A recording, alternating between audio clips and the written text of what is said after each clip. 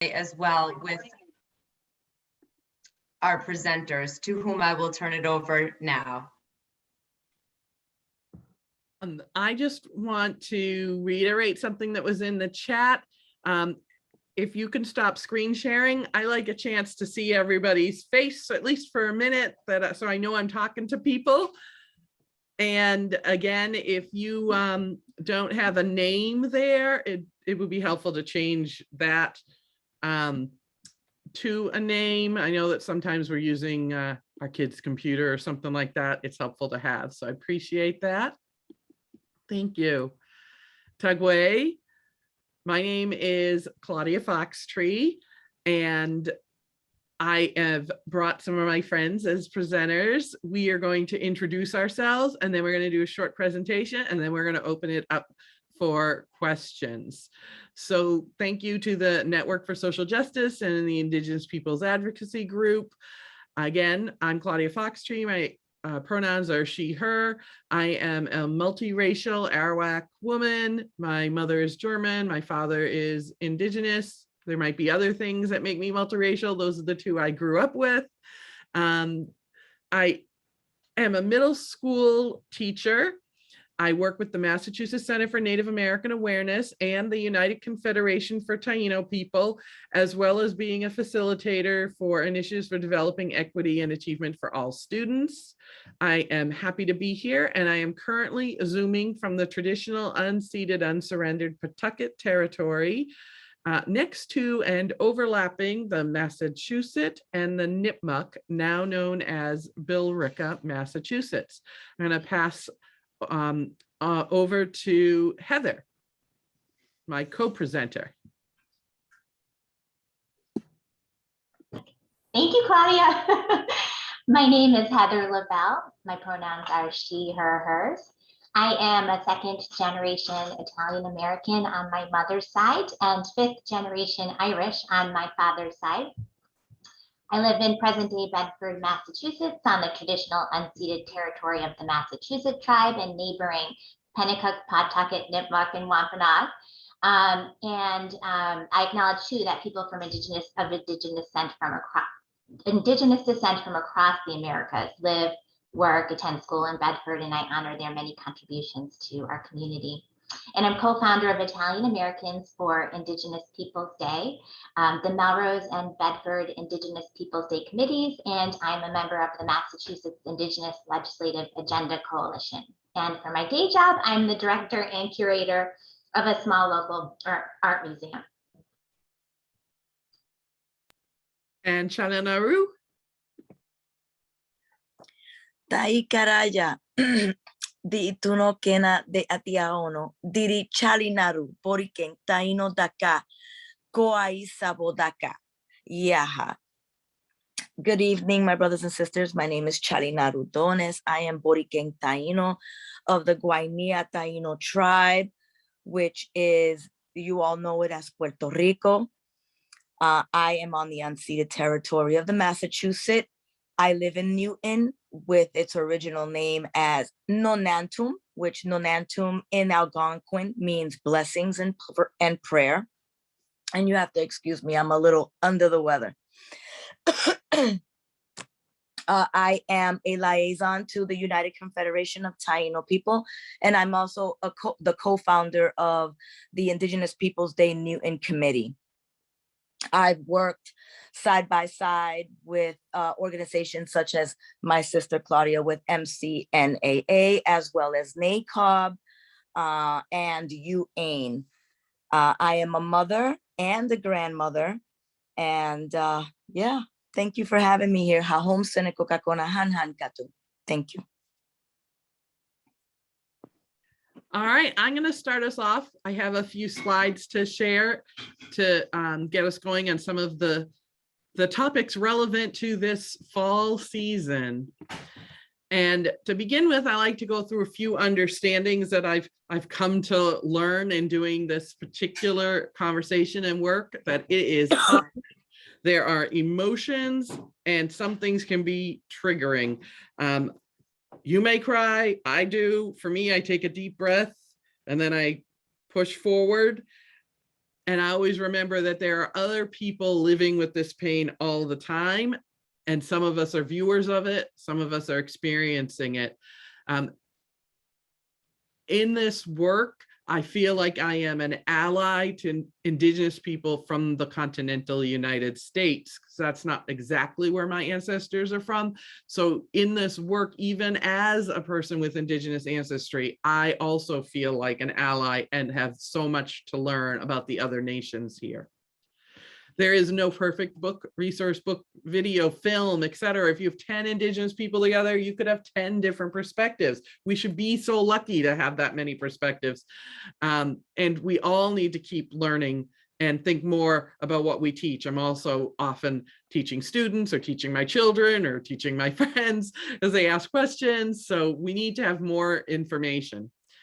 If we're not effectively dismantling, we are not effectively dismantling racism and settler colonialism if we're not learning history, developing language, and taking action. It's not enough just to sit around and talk about it. We are already the next generation's ancestors, and we won't see the results of our work, just like our ancestors didn't see where all of their initiatives and fights would end up today. And among other things, intellectual property and art has been stolen from Indigenous people. So we always need to be aware of cultural appropriation, particularly around this time period with sports games and Halloween and so on. So I'm going to talk a little about decolonization in particular. Colonization can be defined as some form of invasion, dispossession, or subjugation of a people. Dispossession is usually vast amounts of land from original inhabitants, and the long-term result is institutional inequity. If Indigenous people still retained all the land that was Indigenous, there would have been a different kind of power, because that land brought with it resources and real estate. And so by taking it, it is the beginning of the inequity. And it is when the colonizer-colonized relationship, that relationship between the folks who came and the folks who were already here, or as Donlin says, which is a film, they have a resource guide, they frame it as the view from the boat and the view from the shore as people were arriving and as people were already here. It benefits the colonizer group while it is at the expense of the people who are already here on the shore. And it is not just about the land, it also includes the resources, it includes changing the people by embedding the Western ideology into the culture of the folks who are here. And the focus is removing the people in order to take the land, and also extracting resources back to the countries of origin. And so sometimes removing the people is what we call now reservations, but not always. It has also been through policies that we call like manifest destiny, which is rooted in the papal bulls that were brought to by Columbus when he came to the islands. It includes the Wounded Knee Massacre of 1890, the siege of Wounded Knee at 1970, Sand Creek Massacre, King Philip's War, which happened here with the descendants of Massasoit who greeted the Pilgrims. So there were conflicts as well as war, as well as removal, and as well as diseases. Some will say that population was wiped out just because of diseases, and that just does not capture all of these other things that have happened. So the question becomes, what is decolonization? So for colonizers, decolonization means dismantling those structures that perpetuate biases and assumptions and those unbalanced situations. So bringing in the voices, bringing in the perspectives, using the names that the nations use, bringing in those pieces that were basically erased in the colonization process. For the colonized groups, it involves relearning and reclaiming the original culture, traditions, and worldviews, and honoring what still remains. Because if you are taken from your original lands, where you have your medicines and where you have your ancestors buried, and you're relocated to other areas, you don't always bring all of your traditional, you don't have your traditional places, so you can't bring everything with you. You've got to restart in the new location. And for many people, boarding schools and other programs purposely try to erase cultures, change languages, change religions, change dress, hair, how you looked. And so relearning and recapturing and reclaiming that original culture is our job, and also honoring whatever remains. So this visual decolonization is not a process of returning to the past, it's a reclaiming of the past and healing for a better future, because we do not act like 1800s or 1900s. We act like 2021 people. We've grown up in the same 500 years as everyone else. So we're contemporary modern people, still wanting to have some of our traditional practices and language and more if we can. So I'm going to show you two pictures that I often use with my students to tell some particular stories. The first one is of Christopher Columbus arriving, and I ask students, what do you see here? And they will mention Columbus. They might say Indians if they know the story, and they'll use that language. And they might say the ship names, the Nina, the Pinta, and the Santa Maria. They most often can name ships, but cannot name the people who Columbus met. So they cannot say the Taino, the Carib, the Arawak, or any of those other kinds of folks who lived in the island areas. And that is the beginning of relearning and making visible the Indigenous people. Now, there are some great little videos. Adam Ruins Everything about Columbus. MTV Decoded has something about Columbus. And the podcast, All My Relations, which is a great podcast.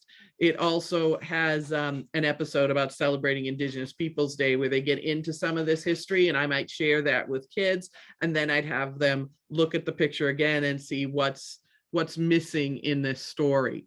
And you can also see in the back corner here that there's Indigenous people, but they're in the dark ages, and that idea of what's in the light, who's bringing the light, who's bringing the new information, the new ways, and what should be dark and left behind is also in here, so they can dig into it a little bit deeper. Here's another image that you might be familiar with, and it is the way that the Thanksgiving story has been told. And again, we'll look at it and we'll say, well, what do you see? There's men, there's women of both groups. What do you see about the relationship? Well, the Pilgrim people are serving the Indigenous people, and then they'll look more, and they're also lower. So we'll look at that. Then I'll show, again, there's an MTV Decoded about Thanksgiving. Everything you know about Thanksgiving is wrong. And the first Thanksgiving, what really happened, which is another great video. And then we'll look at it again. And there are things that the kids will point out that are wrong with it. So, for example, there were no women on either side. It was really the men coming together. And part of that history is because the Pilgrims were shooting off guns. So the only text we have really from that era, there's another text about food, but the one that gets referred to says Massasoit came among them with 90 men. Well, he came with 90 men, warriors, because he heard guns shooting off, and they were still protecting the pilgrims. And then the pilgrims were saying, well, you know, we were just excited and we were celebrating by shooting the guns. He said, oh, well, now that we're here, let's go out and get some food. So Massasoit's men brought back 5 deer. And so in fact, they would be the ones serving, right? Because they brought the food. Plus they taught them how to grow it. They showed them the shells, the shellfish and fish and bird, waterfowl was something described in one of the other primary sources. And so we'll start to analyze it that way. But the real key question is, when was the first Thanksgiving? And that's lowercase. And when was the first Thanksgiving uppercase? And both of these have some controversial or unknown or don't think about it beginnings. For example, the first Thanksgiving lowercase happened for thousands of years by indigenous people. Thank you for the moon. Thank you for waking up. Thank you for the green corn. Thank you for the strawberry. Thanksgivings are something that happened here all the time. So framing it as when was the first is helpful to think about all the centuries that happened before the pilgrims arrived. Now, even when we look at when was the first Thanksgiving with a capital T, we have huge controversies in terms of pilgrims thought of Thanksgiving as like saying it was religious. And so they would never have had it with people who they considered heathen, meaning having no religion. And so their first Thanksgivings were not even what we think of as first Thanksgivings. They were days to officially proclaimed days of prayer, typically for the murder and massacre of indigenous people. In fact, the first one that's officially proclaimed in 1637, I think it is, was for the massacre of 700 men, women, and children who were Pequot. And so the history of the first officially proclaimed is not a wonderful history. So there's a lot of things to unpack with the first Thanksgiving, or as we think of it. So what actually happened there, and why was it created? If you look at this painting, it says 1932. So this is a primary source of how people were thinking about Thanksgiving in 1932, not in 1621. So it's already starting to take on its own myth and visual of what happened.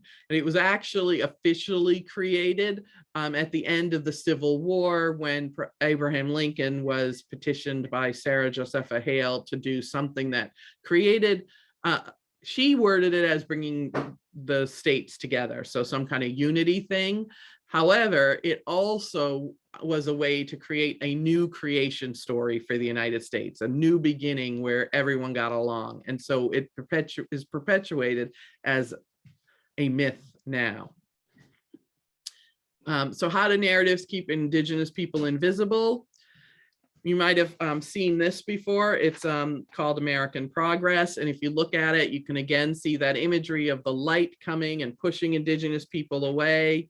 And recently I discovered this artist's version of Buffalo Calf Woman, bringing back the health and vitality. So you could look at it as decolonization, and then colonization, excuse me, on the left, and decolonization on the right, coming back to your indigenous ways. And for folks from the dominant culture who are not indigenous, it's bringing back the voices and the experiences and the contributions of the indigenous people. I want to say a little about cultural appropriation, because a lot of people get confused about this. I have my circles here. So you have the marginalized group is the little circle over here on the right, and the dominant culture is the big circle over here on the left. And when it takes things from when the dominant culture takes things from the marginalized culture and repackages it and rebrands it and makes it their own without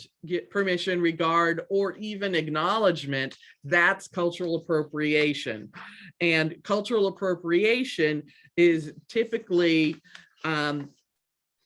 damaging to the oppressed group. So the oppressed group or the marginalized group can't do it without being criticized or criminalized or have laws against them. For example, what clothing you wear, how you wear your hair, if you wear a hijab or not. I mean, I know that's not indigenous, so I'm just saying, if the thing is taken And it's okay when the dominant culture does it, but it's not when the indigenous culture or the marginalized culture does. It is likely to be appropriation. Now, I don't really have the hard line. We need to do research and learn about groups, because it might be, whoops, wrong way, cultural appropriation if the original people are forced to stop, reduce, or the use of their cultural practice, or if it's replaced by the appropriated version. So for example, if a spicy burrito becomes a meat pie, right? And that's what everybody wants now. If the original culture is legislated against, or if the original people are in danger of being harmed or even killed. It might not be cultural appropriation if it does not damage the original culture and actually supports and lifts up the voices of the original culture, like Molly of Denali or Dawnland, or knowing that you have to wear a skirt if you go to the Dakota Access Pipeline. So these are just some examples how if it's lifting up the voices, it might not. So again, I don't have an exact answer, but Susan Scafidi wrote a book about cultural appropriation and does a great job at laying out some of the things to think about. So to summarize, decolonization involves dismantling structures that perpetuate the status quo and addressing unbalanced power dynamics by 1, unlearning the stories of colonizers, 2, examining beliefs about non-dominant people and group and learning truths and realities, which is what we're here for tonight, acknowledging the systems that perpetuate those ideas, like our books, movies, school systems, possibly religious institutions. There's just like so many institutions where, laws, which laws are laws like also included treaties, so which treaties are being broken. Recognizing this is ongoing and we have to all be responsible, creating positive spaces that are inclusive, and replacing Western interpretations of history, and then thinking about, who you hire and how you collaborate, and making sure that you're supporting the people of color, especially if they're Indigenous, in your environment. So those are a few of the things that I wanted to talk about, and I am going to pass on to Chalanaru. Mm. Thank you, Claudia. How can I even go surpass what you just did? Like, if I read everything I wrote, it mirrors yours. So now I'm gonna have to switch a little bit over here. Well, that's what happens when you're from the same nations. You have great personal stories. My kids are like in their late 20s. So all the experiences that I had when they were kids, things have changed a little bit since then. But then I hear you talk and I'm like, maybe they haven't. No, they really haven't. So I'm just gonna discuss a little bit of kind of what you said, but then I'm gonna share personal story. I'm gonna share the story that I shared on the last panel because it's really, really important. And it's good that everyone will get to understand what I deal with personally. And again, please excuse me, everyone, because my breathing is a little tough right now. Okay, so decolonization to me during this time, I experienced a lot of emotions, a lot. And it's because I have a 10-year-old. His name is Tataniki, which means strong heart in our native Taino language. And he is born and raised Indigenous, lives, breathes Indigenous, dances Indigenous. That's all he knows. It's all he's been brought up to know. So it's scary for me and for him coming this time of year. For me, to decolonize, my tribal sister said it one time and it stuck with me, and I quote her: to decolonize, we must re-indigenize. My sister Tai Pelly, the day she said this, it opened up my eyes to a whole new way of thinking, because it's true. As an Indigenous person, you must decolonize, and to decolonize, you must re-indigenize. So what I take that as being said is living, breathing, indigenous ways, trying to be one with Mother Earth and everything that we did back then as Taino people. Now, that is a little difficult because of the fact that we are here. We're in Massachusetts, and being Taino in Taino land, in the Western Hemisphere, where I come from in Puerto Rico, Boriquen, it's 80, 90 degrees. We were people that practically wore nothing. And now we have to adapt. So living here, we have to wear clothing, and, you know, we have to eat foods here. How can you decolonize fully when you're in this society? It makes it so difficult on a daily basis. And with my son, same difference. Going to school, and this is one of the shared stories, goes on with Columbus. When he was in the first grade, and right before school began, I specifically told the teachers that we don't celebrate this holiday. We are Indigenous. I explained to them the atrocities that this person committed to my people. In no way, shape, or form can we allow, or I will allow my son to have anything to do with Columbus. I rather him paint an Easter bunny. And they were fine with that. But come the day of, and I don't know what happened, that they still made him and forced him to draw a conquistador hat, cut it out, staple it, and put it on his head and parade it around, all while he was crying and telling them that this is not the way, this is not his way, this is not our way, to please stop, to call mom. And they disregarded him. So at 7 years old, my son still felt disregarded and belittled. He was embarrassed and he felt worthless. And that is so unfair. Now, moving forward from that, Thanksgiving comes around. And after the argument that I put up with this Christopher Columbus situation, then they have a nerve to just give me a call and ask me whether or not he's going to participate in their grade 1 Thanksgiving feast. And we were supposed to bring an item of food, whatever. I guess he had to bring, or I had to make a dish of mashed potatoes of some sort. Fine. I asked my son, because again, I don't force anything on my children. If my son wants to believe in purple elephants flying in the sky, so he can.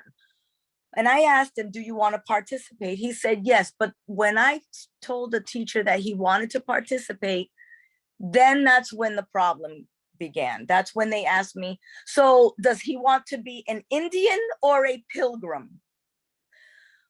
Wow.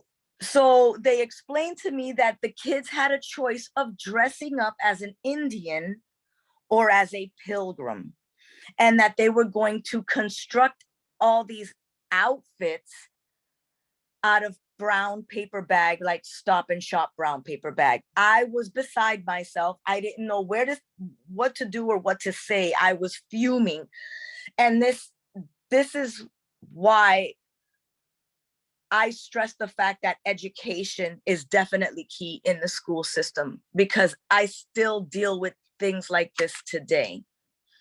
My son obviously did not participate in that portion of that program. He went in his full regalia, and we actually taught a lesson on who we were as a people and why we don't celebrate Thanksgiving the way they, the way they believe that Thanksgiving, they also, it's pretty sad because a lot of them didn't understand why and the real reason for Thanksgiving. And that's why, Claudia, when you address the real reasons, and I'm not going to go into it since you already, said that portion, but this is what needs to be taught. This is what all children need to know. And I'm talking about preschoolers and kindergartners and so on and so forth, because they just don't know. And for the difference between appropriation and appreciation. Okay, I have a good example for that too. And this is not really indigenous peoples, but I have a friend that live in Saudi Arabia, and she would go there 2-3 times a year back and forth, and she brought me back an outfit that it's their garb, it's a party garb, and it was the most beautiful garb I've ever seen. It was beautiful, and I couldn't wear it. As much as I wanted to wear it, and the scarf to put on my head, I wanted to wear it so badly. But when I put it on in front of the mirror, I felt so wrong. And I wasn't going to go anywhere with it. Absolutely not. But just looking in the mirror, I felt like I was doing something absolutely wrong. Appropriating someone else's culture, wearing their clothing, just did not feel right. So I still have it because it was gifted to me, but it's in a chest, put away. I'll love it forever, and I'll cherish it forever, but I will never wear it. So that is one way that I can appreciate it. Where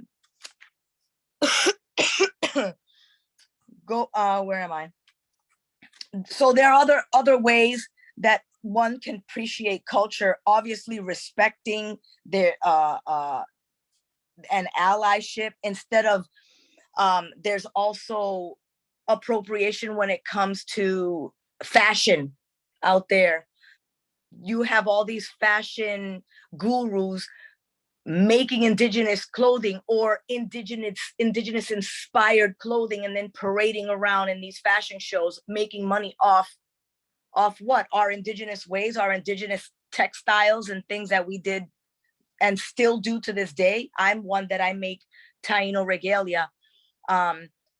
I don't know if you knew about the whole video, the Taina video, Claudia and everyone else that's on YouTube.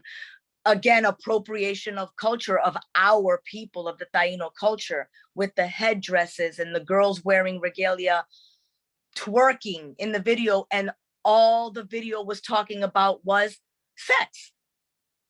That was it. And parading around on indigenous land in front of sacred lands, in front of also sacred stones and statues and things like that. And this video was just horrific. Where am I now? I'm trying to keep it together because my chest hurts. Okay, so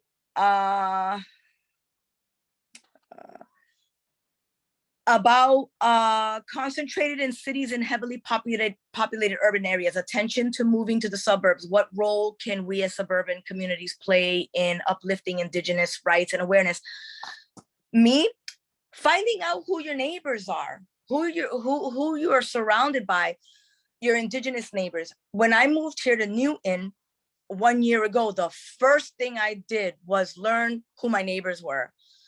Who I surrounded myself. And I found out that my upstairs neighbor is Chinese.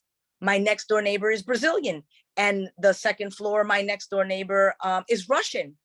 I'm surrounded by so many different cultures, and I invite them over whenever I have a get together, and I get to know who these people are around me, and also teach them who I am and what my culture is and where I come from. And we share space. So that's one way of letting people know. And then what is the impact on indigenous peoples, activist speakers of doing this work, largely white or non-indigenous audiences? Me as an activist, this work doesn't get any easier. It doesn't. People think that just because I do this on a regular, and I talk about my experiences on a regular, it gets easier. No, it doesn't. It's with a whole heart that I do this, and I continue to do this because of the education and the reason, because I am raising my son in indigenous ways, and now I have a grandson who I'm also teaching the indigenous ways to. So it doesn't get any easier. The emotions are still there, and most likely will always be there, but it doesn't stop there, and I'll just keep pushing forward to just continue the education. Okay, so what else would I like to talk about? What is important in my activism that I would like to share? Okay, so mainly education about the truths. The myths and false narratives are the root of all of this. We need to replant Indigenous seeds so that the real story will grow. That's my take on this. And I hope that that's what you can take out of this, is that, yes, this whole Indigenous lifestyle, it right now is like a seed, and we're replanting it, and we're watering it. And now the real story is going to flourish. It's going to come out of this. So that's what I would like everyone to take out of this. And I hope I was okay with this being under the weather. And I appreciate being here and having this opportunity to discuss these issues. Thank you. Seneko kakona han katu. Thank you, my sister. That was wonderful to hear your stories, and I could definitely put aside anything with your voice just to hear you speak that truth. Heather, bring it home. Thank you, Claudia. Thank you, Claudia. Thank you, Shali. Thank you for everything that you teach us. I'm always humbled when I hear you speak, and I, like you said, Shali, I don't know how I can top Claudia or you, but I'll do my best. I'm just going to share with you today a little bit of my journey, how I got to this point of being an ally and a co-conspirator, and how I learned the truth of our country's history and about contemporary Indigenous people and their struggles for justice. And that all started when I became a mother. And there's this theme here of motherhood with Claudia and Shelley Nauru as well. And my husband and I moved our young family to a town with a racist mascot. And that town would be the Melrose and the Red Raiders.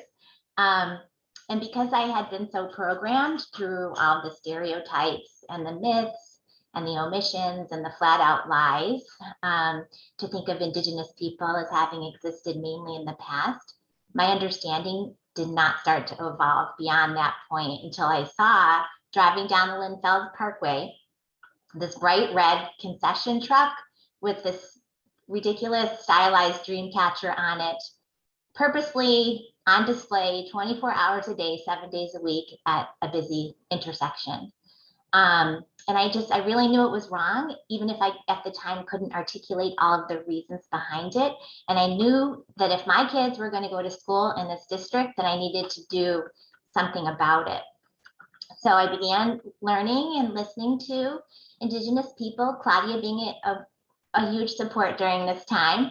And I learned how mascots and playing Indian, red face at sporting events, dressing up for Halloween, our heroization of a white supremacist, aka Christopher Columbus, the myth of Thanksgiving, how all of these things are the products of the false histories and the racist ideologies that have been designed by our patriarchal settler colonial society to accumulate power and wealth on a land that was not ours and on the backs of Indigenous and Black people.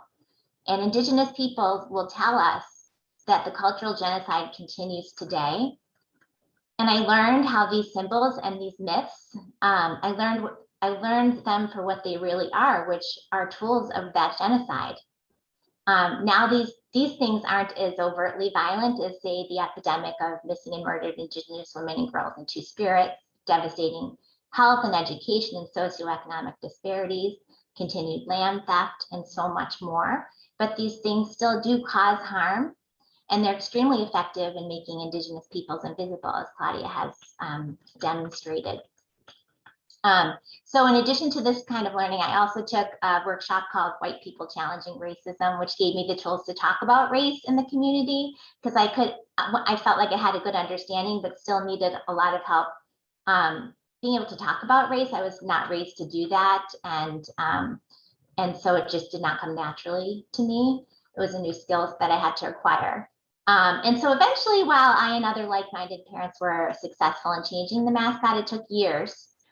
We did learn, it was a long process, and very early on, we learned that it's very difficult to compel community members and school administrators to feel empathy for people that they don't even believe exist. And so my Indigenous Peoples Day work, both in Melrose and in Bedford, and with the Italian Americans for Indigenous Peoples Day group, that evolved out of the work I did initially on the mascot in Melrose. I was outraged by the racist pushback to renaming the holiday that I was seeing being directed at Indigenous people from my own people. And I knew that there were other Italian Americans like myself who felt that our identity should never be contingent on the oppression and erasure of others. And I was right, there are a lot of us. And so a couple of years ago, I talked to Matoi Monroe of Indigenous Peoples Day, Massachusetts. And that's the Indigenous-led organization that has been organizing IPD campaigns since 2015. And she told me it would be really helpful actually to have a group of progressive Italian Americans supporting their work. And she connected me with 4 other really wonderful women, and we all became co-founders of Italian Americans for Indigenous Peoples Day. And we've grown from 5 a couple years ago to over 700 members. And we have elected officials in our group. And Senator Lewis is an honorary member. And we're helping to build support for a statewide IPD bill that's currently before the legislature. And we also support local IPD campaigns and efforts to eradicate Columbus statues and place names across the state. And all of our calls to action, and this is the most important part, are based on input and guidance from our Indigenous advisors. We are completely in their service and work in a support capacity. So now I just would like to share some things that I've learned about being an ally that might be helpful. So the first thing I have learned is that Indigenous people must have the lead in any advocacy work on issues that affect them. So you just have to find out what is needed and ask them how you can help. Our role as allies is to assist them in creating space and public dialogue that centers their knowledge and experiences. For example, if your town is considering mounting an IPD campaign, contact leadership at Indigenous Peoples Day, Massachusetts. It's at indigenouspeoplesdayma.org and consult with them before moving forward. Another thing I've learned is that too often discussions about renaming Columbus Day or school mascots are centered around the feelings and concerns of Italian Americans, or as is the case with mascots, other affected members of the dominant culture. And we really cannot prioritize our feelings over the pain and harm that these racist symbols cause Indigenous peoples. They're just not even on the same level, so stop trying to make them. And we often, when Mayor Janey, the last 2 weeks ago, signed the executive order creating Indigenous Peoples Day in Boston, we have been finding ourselves like thrown into the mix of that conversation. Like these news articles come out and it's all about what Italian Americans think about the situation, not what do Indigenous people, the story is about Indigenous people. It's not about Italian Americans. And so our role there has been to say, you need to listen to Indigenous voices. You need to center them. This is not about us, or this should not be about us. And, you know, again, like our feelings, our sense of loss or whatever we feel about this is not equal to what Indigenous people have gone through and what they deserve. So I've also learned that racism makes us sick. For example, studies have shown that exposure to Native mascots causes stress and negative feelings, lowered self-esteem, and less future aspiration among Native American students.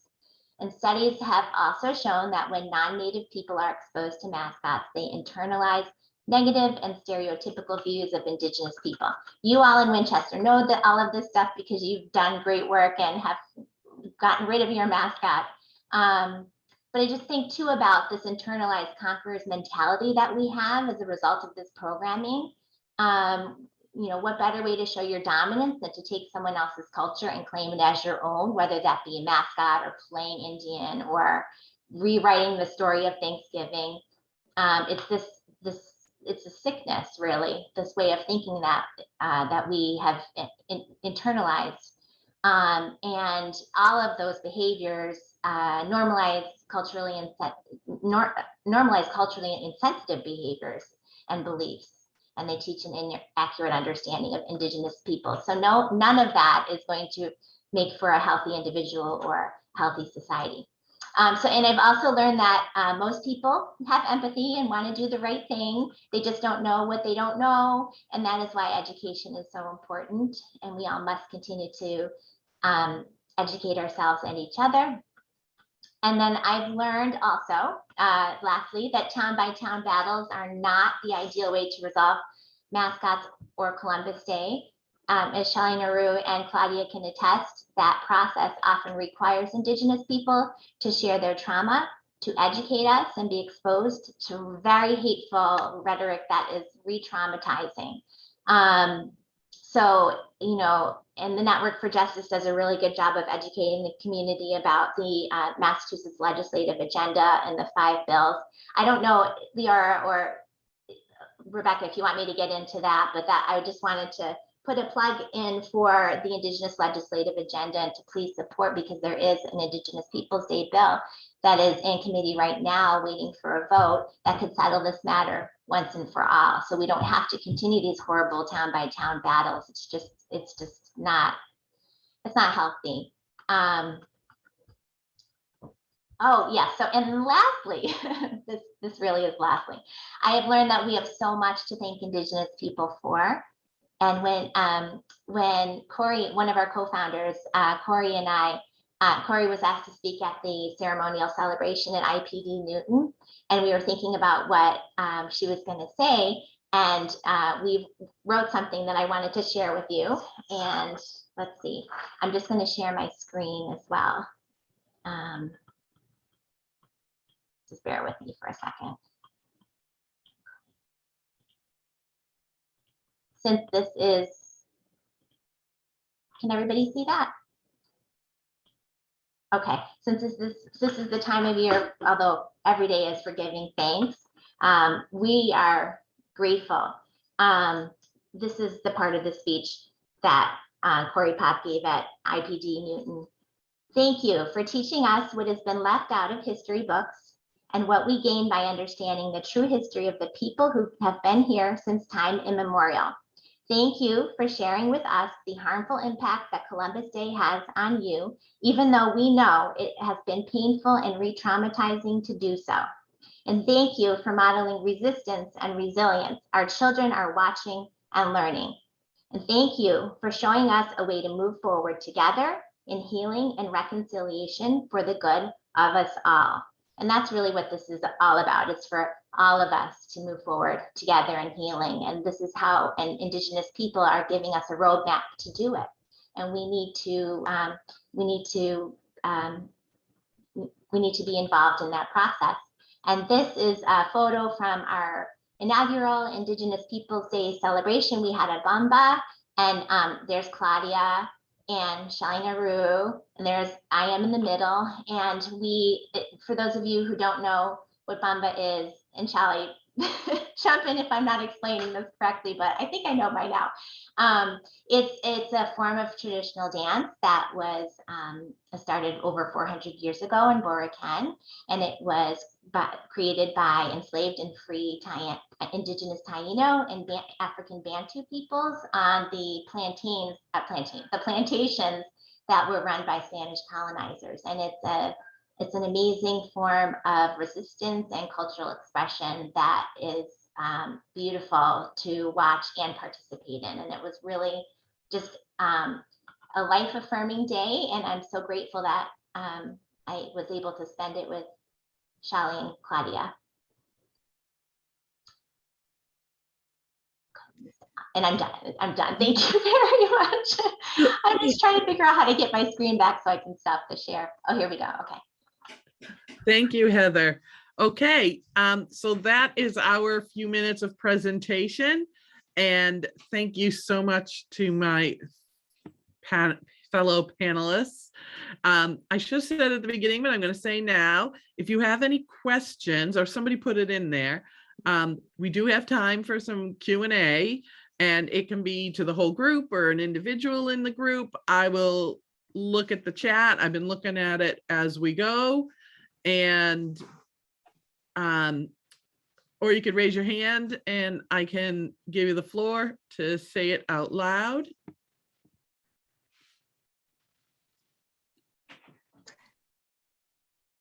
Or if our hosts have any questions. Sure. This is Rebecca. Thank you all so much for all of your comments and presentations. It was really enlightening and moving, so much appreciated. I was going to ask in terms of the decolonization and kind of re-indigenizing of this time of year, where do you think the general public is in its understanding of the need to decolonize, the need to rethink Columbus, the need to better understand history? You know, so much of what you talk about, I imagine that folks who joined us tonight could be in various stages of this journey, but in terms of the general public, you know, do you think we're moving people in the right direction? So I thought I'd just put that question out there. Well, I wonder, Chalana Roo, if they, if Newton, the school where your kids go, your child and your grandchild will go, or do you think they've moved along? And I think the town where I raised my kids moved along. In fact, Heather was talking about how that town now has an Indigenous Peoples Day, but it took 20 years. I want to say that it is moving in the right direction. It's definitely positive. Where at Lincoln Elliott in Newton, where Vinny goes, there's definitely strengths there. He doesn't feel like he used to feel. He actually feels safe. He actually feels like he's just like everybody else, just another kid in school, not being singled out because of his long hair, not being singled out because, you know, in the other schools, they would call him a girl because he looks just like me, except the boy version. So, and then because now we're entering Native American Heritage Month, they've already asked me to do a presentation for the students there at his school. So that's definitely a plus because they are trying to continuously educate in that aspect. So that's great. Now, the general public, I believe, also is leaning towards the right direction. Now, the only problem that we are having, and no offense, Heather, but the Italian American really still believe that this is an attack on them. And in no way, shape, or form is this an attack on the Italian community at all. No, we try to continuously educate and teach them that the real truth is Columbus was not Italian. Italy wasn't even established until 1861. Columbus landed on our shores in the Caribbean in the 1400s, in 1492. That, what, 400 years later is, you know, is when Italy became Italy. So if you want to honor an Italian, honor someone else, not this individual. It's the individual that's the problem, not your heritage. And on top of that, also trying to explain to them day in and day out that wherever he even came from, he was kicked out of there. It wasn't until he went to Spain and Spain gave him the chance to do his expedition. And so if anything, he was more Españolo than anything. So yeah, I continuously trying to teach that is a process, but you know what? We'll get there. We will get there. Thank you. Heather, maybe I'll pick up on that for just 1 second. I know you were just talking at the end about some of the organizing that you've done in the suburbs. And I think with some of the US presenters and the speakers in the audience, we are largely located in the suburbs, maybe more than in cities where there has been sometimes the concentration of people to motivate for organizing. So just if you could think for a second about maybe what's different about organizing in the suburbs and how, as suburban communities, can we really lift up Indigenous rights? And you have certainly given some examples, supporting the legislative agenda, that kind of thing. But just wanted to reflect on that one more time before we close. Well, I think in some ways it might be easier in the suburbs. So, Wellesley and Newton are are an extreme, but there are other cities and towns where it's been quite easy. Like, I have to say, East Hampton, Shali, that went pretty well. That was like, there was no Italian American. The fewer Italian Americans you had in your community, the better it's going to be. Although you have to really take a look at who makes things happen and how your governmental structure works. Like, I knew in Bedford that we have an open town meeting, and we had the makeup of the select board. We knew that we were going to get a majority so we could get that thing on the warrant. And then we knew, because we had open town meeting, that we were going to pack that meeting, make sure we had a system for getting people to town meetings. So we had more yeses than no. So it's actually like really predictable in a way. If we identified the people we needed to be there, and as long as they got there, we knew we'd be okay. So in some ways, I feel like in the suburbs, you can really do a good job of because you have such personal relationships too. You can form relationships and educate, and like, I feel like there are more people who will do the right thing than not. And so you just target those groups in your community, turn them out to vote. And it just seems like in the urban areas, like, I don't think it ever would have happened.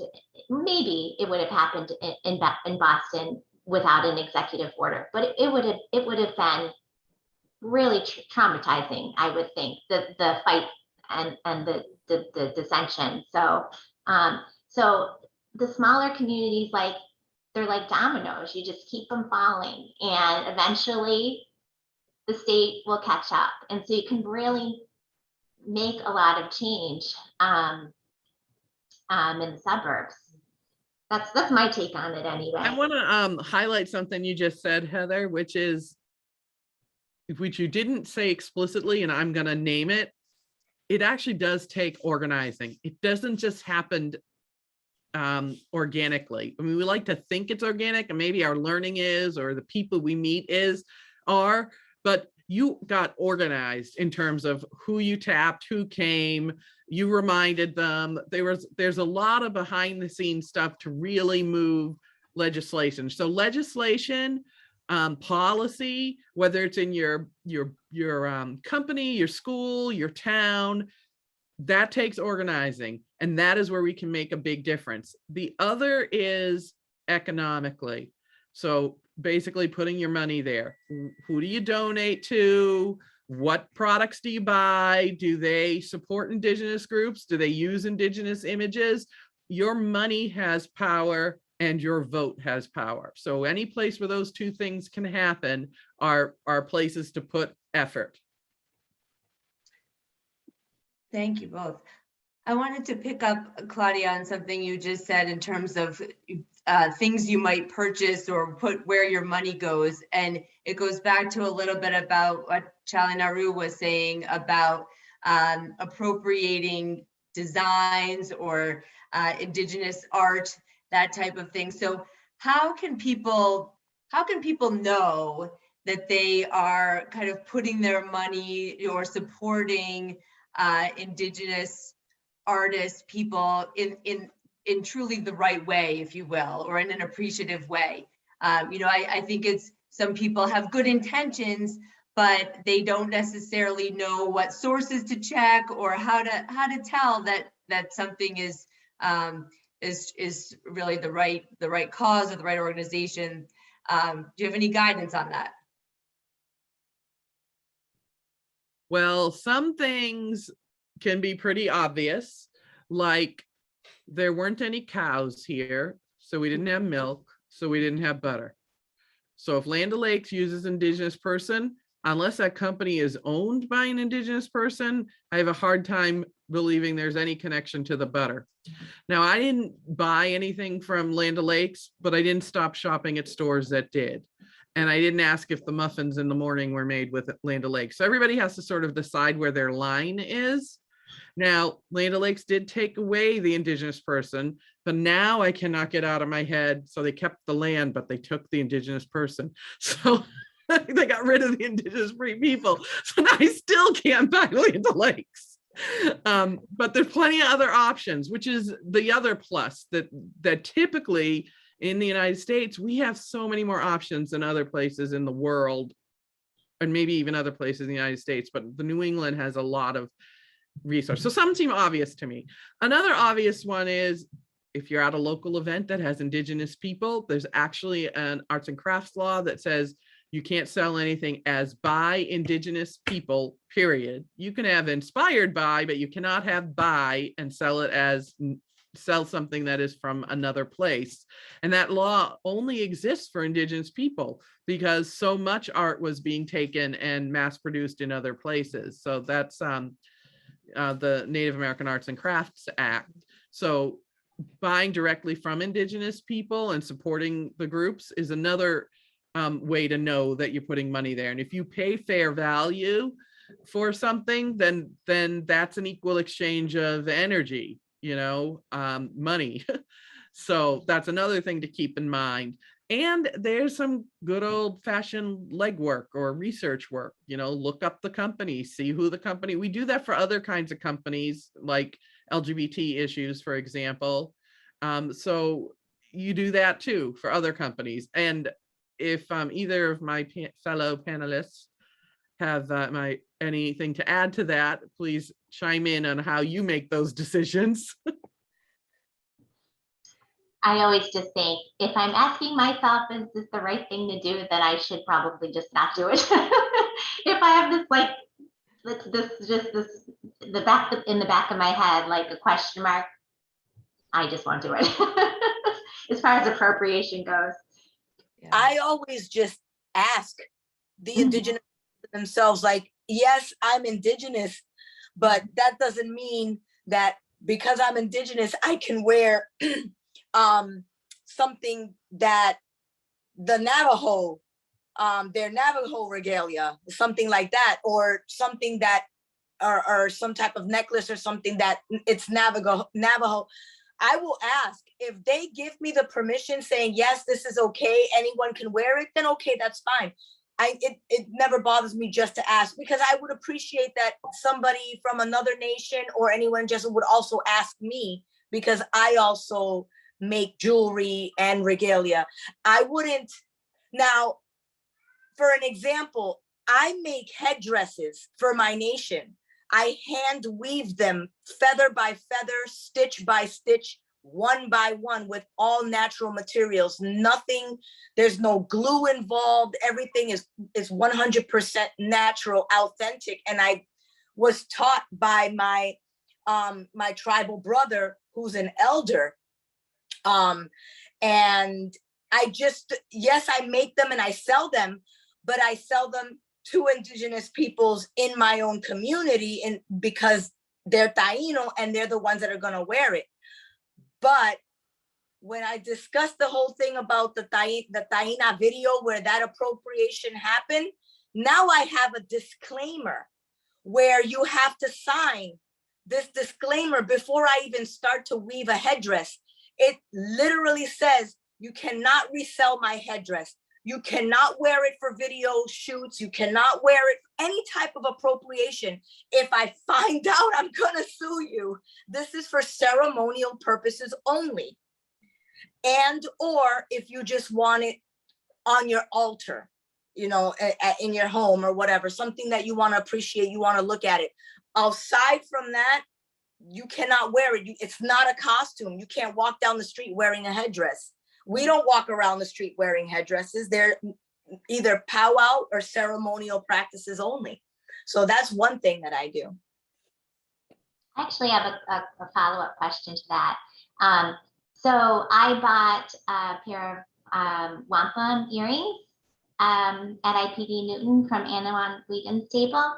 Now, I brought them home and I I thought, I don't know if I'm supposed to wear these. What advice would you give a non-native person who wants to support native artisans, particularly when it comes to items you put on your body? So I know Anawan very, very well, and that's what he does. He's an artisan for wampum. And I'm pretty sure that if you were not allowed to wear them, he wouldn't sell them to you.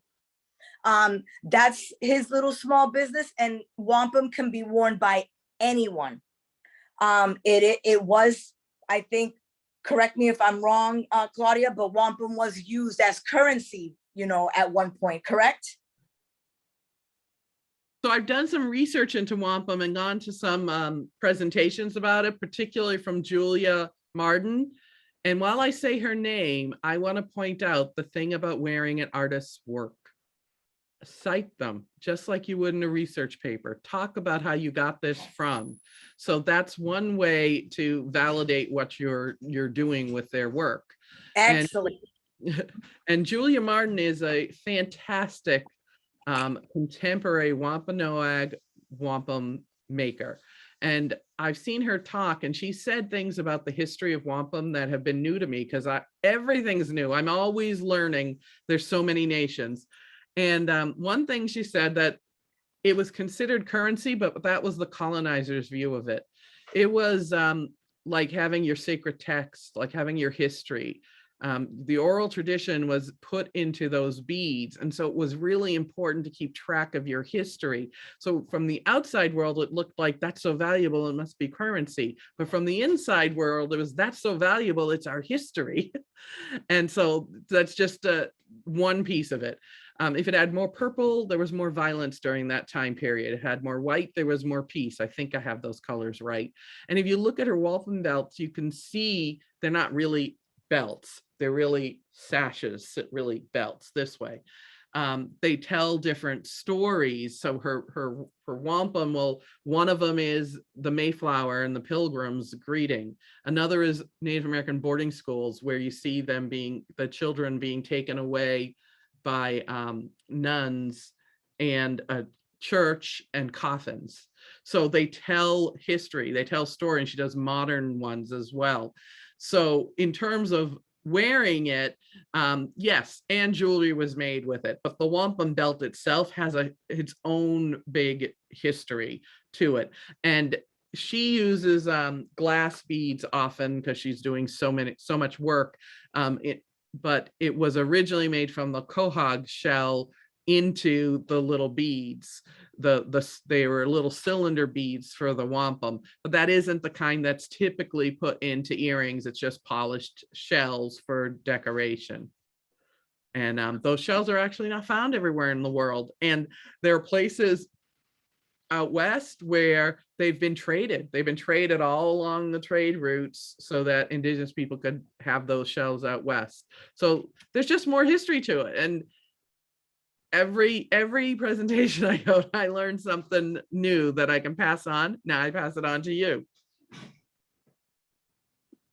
Well, that's a wonderful note to end on, I think, in terms of how much we've all learned from listening to the three of you this evening. I know I learned something every time. I still can't buy Land O'Lakes butter. Every time I go by it, I think of you, Claudia, because you were the one who told me years ago that story that you shared again tonight. And it's really powerful to hear your stories, whether we've heard them once or even more than once. We gain insights, and they gain sort of gravity every time we hear them. So thank you for being willing to, as Charlie Naru acknowledged before, continue to share these, even though it's sometimes painful and emotional. It is much appreciated. So thank you, Claudia, Charlie Naru, Heather, and thank you to our audience for joining us tonight. Leora, did you want to make any other closing comments? No. All right. I do Well, not. I'm yeah. really happy to close now, and I wanted to thank everybody for being with us as well. Thank you all, and have a good evening. Good night. Sena Kokokona, Hanhanka too. Thank you for having us here.